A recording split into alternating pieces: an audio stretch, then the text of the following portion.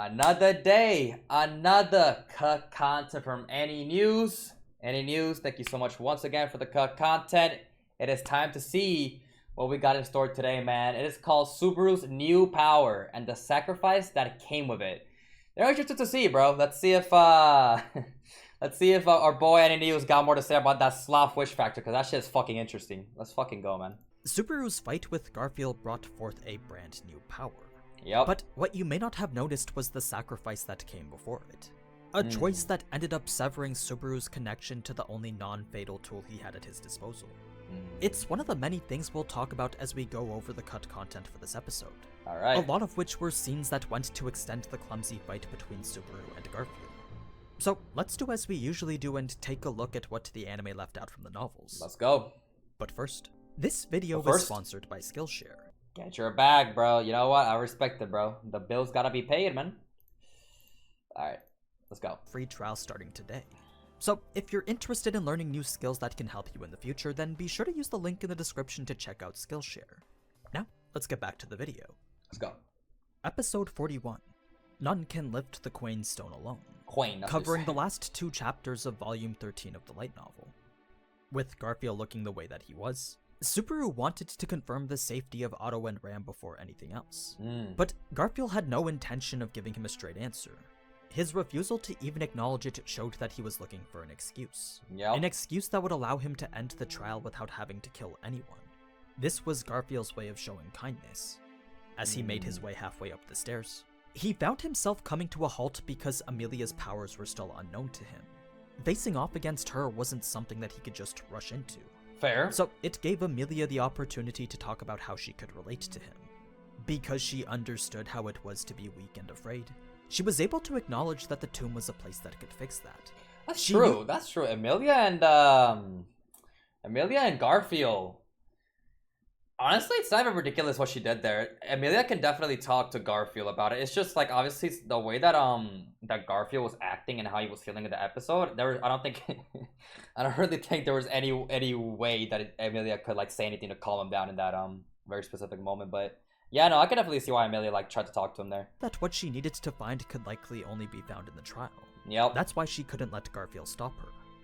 Now, everything Emilia was saying was pushing Garfield closer to the brink of anger. Subaru could tell that it was only a matter of time before he charged at her. So, before that could happen, Subaru switched that hostile intent over to him, talking all about Emilia's resilience in contrast to Garfield's cowardice. He pretty much like changed the the attention. He pretty much just said, hey, you're looking at me, bro. Don't look at Emilia. Okay, I see. At first, Garfield tried to refute it. He believed Subaru was just trying to talk Emilia up because he liked her. To him, this trial set up by Echidna simply wasn't possible to win against. Not only did he not understand how facing one's past could be helpful, but he also saw it as some messed up test that Echidna put together for her own twisted amusement. Yep, that's Echidna for you. It was for that reason that he refused to acknowledge its true purpose. Now, Subaru did agree that the trial was fabricated by a less than ideal person, but that grudge towards her didn't stop him from being grateful for what she'd given him. That's why Subaru could tell Garfield with such confidence that he was happy for the opportunity he was given. For sure. I mean, listen, as very it's okay. The trials are a lot of torture, right? Subaru did go through a lot, and everyone goes through a lot of those trials. But even though it's like a lot of pain, a lot of torture, I feel like in the end it's just so worth it. I mean, Subaru got closure of his parents, like the same way that Garfield got closure with his own past. Subaru also got closure. So even though it's like, as Subaru called it, sadistic, even though it's like really fucked up, it still helps, right? It's just a very interesting way of helping. Like the methods that Echidna uses, you know, they're very interesting choices, but they still help in the end. So it was an immense feeling of gratitude that neither Emilia nor Garfield could understand. Yeah. It honestly wouldn't have been surprising if these words made him seem delusional. But no matter how ignorant these two were to the truth of it, the fact still remained that Echidna was the sole reason he was able to face his greatest regret, and that allowed him to keep pushing forward. So Subaru was trying to get Garfield to do the same. The key piece of information he was missing, though, wasn't the details regarding Garfield's past. It was the fact that he had to watch Emilia suffer through the same thing that he once did. Oof. His inability to watch her be tormented by her past far exceeded his fear of Sanctuary being liberated. That was the core reason behind Garfield's actions. Now, when Garfield began to talk about his mother, he went on to say that Frederica didn't know that she was dead yet. Apparently, she never found out about the landslide. What? Really? I'm gonna let him cook, but is that actually what fucking happened? So, Frederica was still living her life thinking her mother was just someplace far away. Wait, did she leave? Wait, now I'm confused. Did the mom leave before or after? Like, okay, did Frederica actually notice, or am I? Nah, that's what Garfield thinks. Oh, okay. I guess I didn't hear that part. So Garfield thought that. Okay. As we find out later, though, this was a misconception we sought to be cleared up in the trial. Okay. We find out that his mother's death was something Frederica, Ryuzu, and the residents of Sanctuary all decided to keep from him. Oh, okay. I'm about to say I was tweaking. Okay, no, that's what Garfield thought. So everyone knew of this. Everyone had that knowledge, and they pretty much hid it from Garfield, which is damn, that's fucked. But also, Garfield was very young. He's 14, right? Dude, this motherfucker's young, man. This guy is very young. Had he not seen it for himself in the trial from 10 years ago, then it's likely he never would have found out at all. It was an act of compassion from all the people around him that ended up hurting him more than helping him. True, yeah. But anyway, Subaru's push for change fully conflicted with Garfield's intent to stay. As he was right now, Garfield couldn't see happiness as a byproduct of the change that Subaru was offering, and he refused to allow the people of Sanctuary to become sacrifices because of it. If there was even the slightest chance that Sanctuary's liberation would cause any of them sadness, then Garfield felt it was his job to prevent it. Yeah. He wasn't going to allow a few to be happy at the expense of the rest. He wasn't going to impose change on people who didn't want it. Fair. So this was the moment that Garfield made the decision to kill Subaru. Yeah, this guy, man. Yo, every loop, bro. Yo, every loop this motherfucker transforms, man, and we're just gonna die to him every time, bro. Like, it's crazy, man. It was the only choice made left available to him. Yeah. Although Subaru knew that his hesitation to do so earlier was out of kindness, he also knew that him choosing to do so now was nothing more than a display of his weakness. True, and yeah, he's still a kid, which really puts it into perspective more on his actions. Because, like, his actions, a lot of the times, don't even really make sense. And honestly, that makes sense. They don't make sense, and it makes sense because he's just a kid. So, like, the fact that he's a kid, I mean, that just changes a lot of things. I did not know that, bro. Making excuses, then averting his eyes to the problem by turning into this beast was no longer the kindness that initially led Garfield to protect Sanctuary in the first place. Yep. Instead, it was a weakness that Subaru knew he could take advantage of, leading him to use SHAMAK as a means to do so.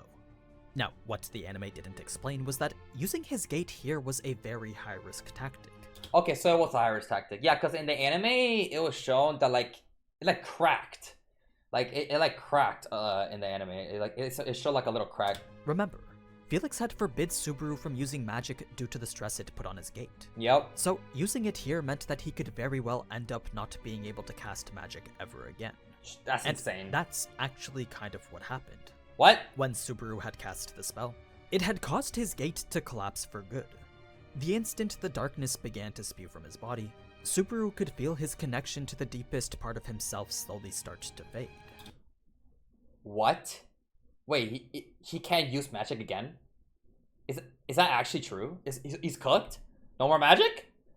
No more Subaru magic? What? So it did just fully fucking break. Oh my god. Okay, because like it just showed like a little crack, so I just thought I was like, oh damn, he just damaged it even more. No, it's just fucking gone.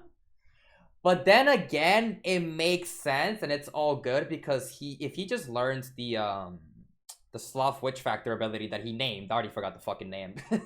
But yeah, if he keeps training Sloth Witch Factor, I mean, I guess the magic itself isn't really needed. He just needs to learn how to control the Witch Factor. Tappei nerfing Subaru over and over? Yeah, that makes sense. I guess he can't use magic and fucking Witch Factor, so I guess he'd be so fucking broken. Feel his connection to the deepest part of himself. Damn, no more SHAMAK, bro? No Whatever shot. thin cord had once linked him to his magic was now completely severed. Wow. What this meant was that the tool Subaru had relied on so many times before was now gone forever. his gate had been fully destroyed. No more SHAMAK! He was now incapable of casting magic himself ever again. Dude. Now, the fact the magic had even worked was much more than Subaru could have asked for. So, despite it leaving him forever, he was still grateful for everything it had done for him. That's true. Hey, you know what? We gotta be grateful to SHAMAK, man. Come on now. SHAMAK, pretty much the first, like, I guess, like, real, like, technique or weapon that Subaru could actually use. It came in clutch many times, you know? So, you know what? W SHAMAK, but I guess we're moving on, bro. We're moving on to greater things, man. Like witch powers. So, I mean, honestly, it's not even that big of a deal, I guess. That's why we saw him say thanks in the anime. Yeah. It was one last sign of gratitude. So that's why he said a thanks. Sympathetic farewell to a part of him he'd chosen to sacrifice. After Puck had drained all the mana from Garfield's transformed body, Subaru was able to step up and finally face him on equal footing. Yep. Only in this moment of extreme exhaustion could Subaru ever hope to have a fair fight with him. So it brings us to a brawl that went on far longer than what was shown in the anime.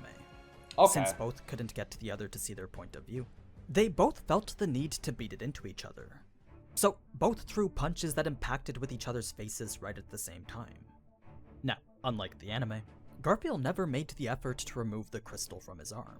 Really? It just stayed embedded there the entire time, constantly draining his mana and making him weaker. Oh. This allowed Subaru to withstand his hits as if they were coming from a regular human. So that's why Subaru was able to tank that. Okay, I mean, I kind of just like assumed that, right? And it was also shown that it was literally also shown that he was weakened. So I mean, I could just kind of like assume, but yeah, that makes way more sense. Like he literally was getting drained. So I mean, Subaru just fucking tanked that shit, giving him the chance to retaliate right after the punch we saw in the anime.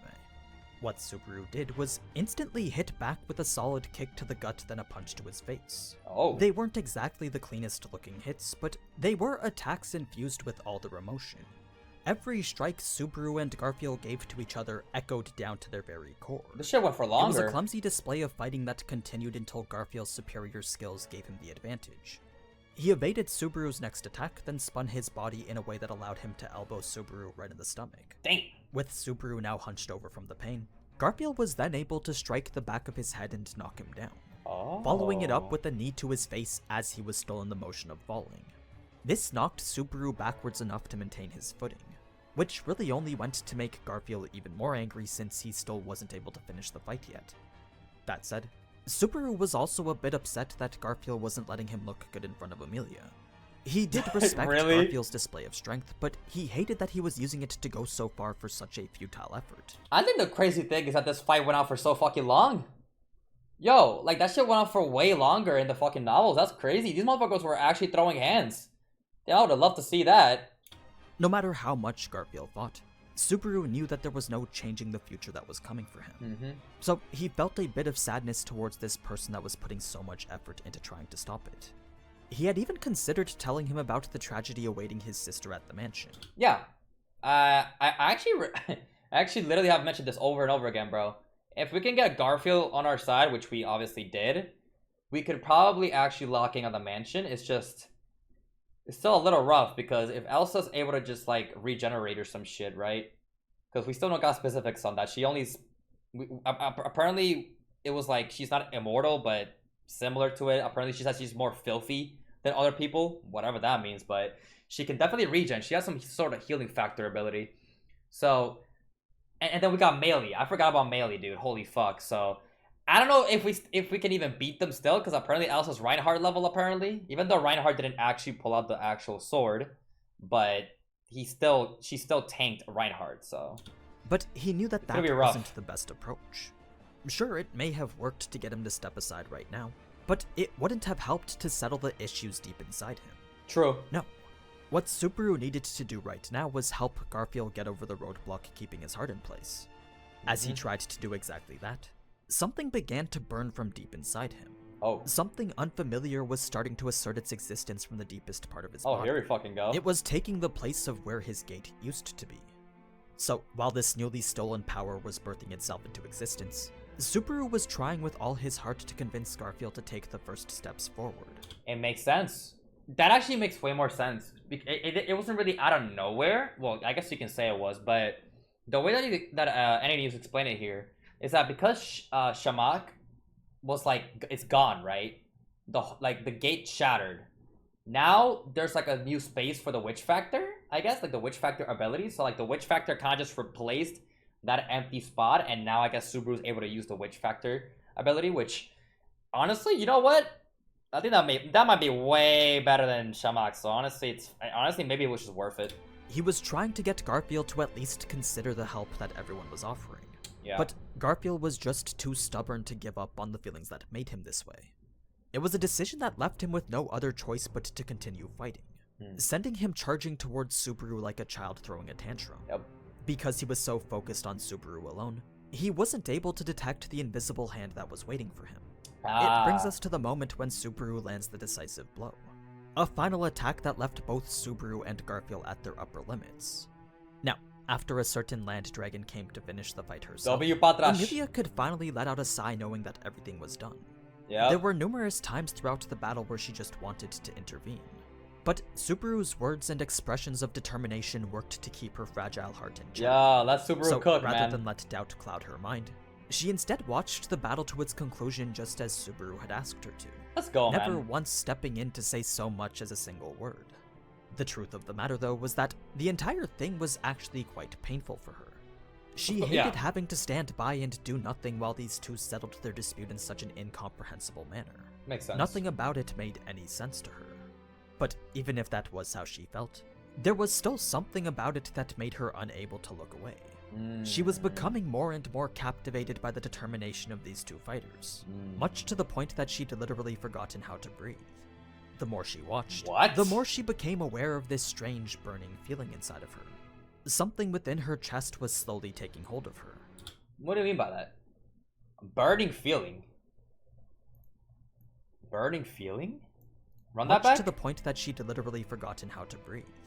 The more she watched, the more she became aware of this strange burning feeling inside of her. Something within her chest was slowly taking hold of her. Although she didn't know what it was, she did understand that it had manifested because of what she was looking at. That's why even after the fight was finished, Emilia still found herself frozen in awe as she tried her best to understand the feeling inside of her. Yeah, I was thinking it was love, but like I didn't think it was like just like love. I thought it was like some like actual like power or some shit. The way this man AniNews was like explaining it was like some crazy like you like fucking found power. But okay, so it's just love, admiration for Subaru. Damn. So I'm telling y'all, bro, we're actually getting Emilia fucking development, bro. The entirety of season 1. Yo, y'all remember the entirety of season 1, bro? I literally kept like saying like, yo, are we gonna get like a are we gonna get like more Emilia? Cause like, dude, Rem is just like fucking taking up all the screen time, all the development. So season 2 seems like we're actually focusing on Emilia, the development, the character development. We haven't even seen her backstory yet. So I mean, or like I guess we've seen like glimpses of it, but we haven't seen it fully yet. So I'm glad that we're getting more Emilia. We actually need this shit, dude. We need this fucking development. Feeling inside of her. Something within her chest was slowly taking hold of her. Love. Although she didn't know what it was, she did understand that it had manifested because of what she was looking at. That's why even after the fight was finished, Emilia still found herself frozen in awe as she tried her best to understand the feeling inside of her. Only after realizing that Subaru needed her healing did she finally snap back to her senses. So, with the help of the minor spirits around her, Emilia used her magic to heal both Subaru and Garfield. Okay. Then it was shortly after that Otto returned from the forest while carrying Ram on his back. Now, while Subaru was unconscious, he became well aware of this new stagnant feeling that was manifesting within him. Since he had a vague familiarity as to what it was, he decided not to ask why, how, or even what it came for. Instead, he simply accepted it as his own and skipped straight to naming it Invisible Providence. Yeah, Invisible Providence. After he awoke and started talking to Otto, Subaru went on to ask how he managed to get Ram to cooperate with him. But that was a question Otto couldn't answer. You see, one of the conditions of her lending her help was that he couldn't tell Subaru the reasons as to why. Oh. So it was pretty apparent from Otto's fearful expression that he wasn't going to say anything more. Switching over to Garfield, Ram... Why is that secret? I mean, is it just something simple as like Ram actually respecting and you know loving Subaru, so like she doesn't want that to be known? Like I don't know. It's just kind of I don't know. That's the kind of like a weird secret. I mean, it's Ram, bro. She's just such a tsundere. Otto's fearful. Not really a tsundere, but you know what I mean. She really hides her like actual like feelings. So full expression that he wasn't going to say anything more. Switching over to Garfield, Ram's face being the first thing he saw was both something he wanted and didn't want. It was a conflicting feeling that disappeared the moment she threw him off her lap. That's crazy. She then immediately began to scold him for having left her so injured all alone in the forest. But most of all, she was angry that Garfield lacked the single most important trait of a warrior. For all 3 of the battles he had fought, not once did Garfield put on a single display of courage. Ooh. Instead, he chose to rely on the blood that he normally despised, using it to turn into this mindless beast and avoid having to think about the consequences of his actions. Yep, every single time. To Ram, this was nothing more than foolish hypocrisy. That's why she told him that he needed to think less. She wasn't saying that he needed to do so by turning into the beast, but instead that transforming makes him become more stupid than he already is. Oh, okay, yeah, cause in the fucking anime, dude, in the anime, it just seemed like she just called him stupid. Just out of nowhere. I was like, yo, what the fuck? Why is she just roasting bro for no reason? It makes sense, yeah. Literally, in this, like, I mean, pretty much called him stupid, but pretty much saying he's even more stupid in this form, so, I mean, yeah. So, it was just better for him to stay the way he was and fight without the burden of having to think. Yeah. This, of course, was Ram implying that he'd be fighting for them now. An insinuation that Garfield didn't take all too pleasantly. As soon as Ram pointed towards the tomb, though, that's when Garfield began to piece together why it was she decided to join Subaru in the first place. He began to think that her intentions were never to get him to join their side at all. The way she was acting indicated something else. It was almost as if everything she'd done was with the intention of helping him. Of course. Although Ram would never personally admit it, cooperating with Subaru and scolding Garfield here was pretty much her way of giving him the push that he needed. Of course. I mean, Ram will never, like, I guess, like, openly say it specifically to the people's faces, but deep down, obviously, she just cares for everyone. Like, Garfield, Subaru, she cares for them. She wants to help them deep down, but obviously she's never gonna really say it. That's just Ram. So everything she'd done was with the purpose of helping a friend. Yeah. That was her primary reason for siding with Subaru. That's Ram for you. Now, part of this realization went towards building Garfield's newfound resolve to take the trial.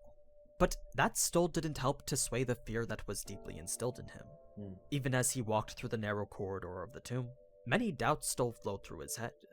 There was still the pressing feeling that challenging the trial was nothing more than a futile effort. I mean, part of him was definitely considering destroying the tomb right now. My God. His blessing of the Earth Spirit had restored more than enough of his strength to allow him to do it, and no one was even around to stop him. So, if Garfield wanted to, he could very well achieve his previous goal without any resistance whatsoever. That's true. It was a perplexing situation that made him question why Ram or Subaru would even allow it. Garfield wasn't sure whether it was because they trusted him or because they knew he was too cowardly to do it. What he did know, though, was that he'd find out for sure at the end of the trial. One thing to note here was that Garfield truly hoped that something would change. Damn. He'd finally opened his heart to accept that it was possible. But when he found that he couldn't interfere with the past, he began to doubt that his hope would actually come true. It made him think that the trial was only trying to show him how weak and useless he was. It made him think that that was the only conclusion he was supposed to come to. So, as Garfield slowly approached the cusp of despair, he suddenly remembered the words that Subaru had told him. Yeah, the And Subaru it pep was in talks. that moment that he was able to deny the shallow conclusion that he was coming to. Instead, he began to look for a different one. He began to look for that new starting point that Subaru had mentioned. This was when Garfield truly started to acknowledge the memories of his past, from which the only thing we need to mention is a small detail about the crystals. In case you were wondering, these had nothing to do with Garfield's mother being an apostle. She simply wore them because she found them to be beautiful. Oh, really? It was for that reason and that reason alone that she decided to give them to her children as gifts. Oh, okay. As simple as that. The rest of the trial went pretty much as we saw. It mainly served towards clearing up that misconception I mentioned earlier. The hiding of the truth that caused Garfield more anguish than happiness. Yeah, poor Aside Garfield, from bro. that, not much else really needs to be said about the episode. I'm just glad that we got Garfield on our side, bro. Listen, I'm just glad because, like, bro, it was very unfortunate that, like, it seemed like every time that we looped, like, every freaking loop, every opportunity that we had, like, it was always, there was one thing that was, like, always the same, and it was the fact that Garfield never really like changed, right? It was always like this very aggressive. He was just trying to like kill us, and I'm just glad that it seems like we actually got him on our side. He was able to get closure of his family. A very sad story. Very, he finally got closure thanks to Echidna, I guess. Even though it's Echidna's twisted way, but she's just getting entertainment and all that, getting all that knowledge, but it still helped Garfield and also Subaru get closure. So guess W Echidna for that. The last scenes with Emilia were more or less identical. So that brings us to the end of Volume 13 and to the end of this episode. That's it? If you enjoyed what you saw, then be sure to leave a like and comment since it does help the video to do better. Little more lighter cut content. I think that the biggest thing to note is definitely that witch factor stuff. That's going to be very interesting to see how that progresses, how that evolves in the future.